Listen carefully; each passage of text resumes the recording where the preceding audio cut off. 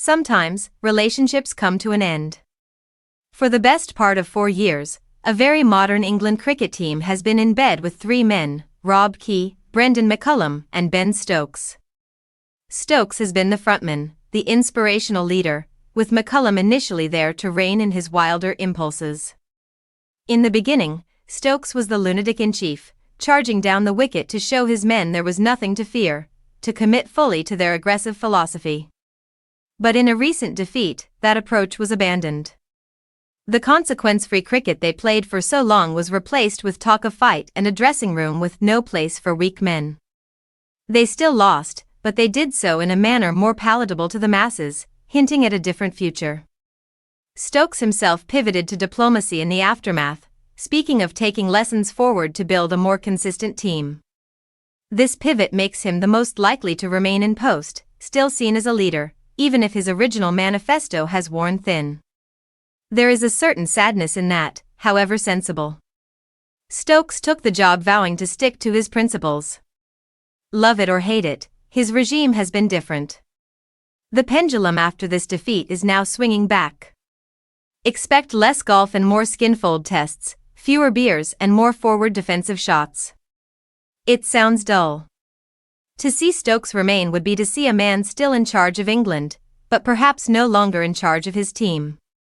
We have seen his North Star, and it failed. He admitted the overriding emotion sucks, that it's very disappointing to fall short.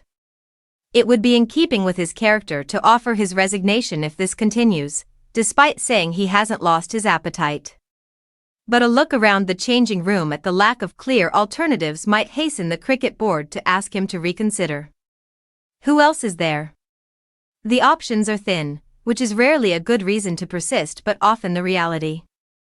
Tactically, Stokes has faced recent criticism, described as a captain you want to follow on effort, but one whose tactics are not great. A captain's tactics are a moving target, the better your team, the better you look.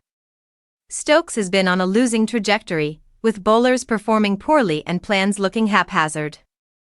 He admitted he could have been much better, that he wasn't as clear as he normally is.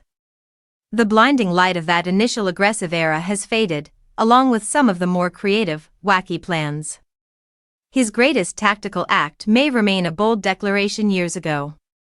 Stokes's power has been total, allowing monumental decisions few others could make. This was their project. And that project now seems to be coming to an end. That's why there was sadness in the dignified defeat, their strongest showing yet. This was the group not for turning, trying something new. But when push came to shove, they reverted to social norms. It will appease the masses, but it wasn't their foundation. The future, it seems, will look rather normal.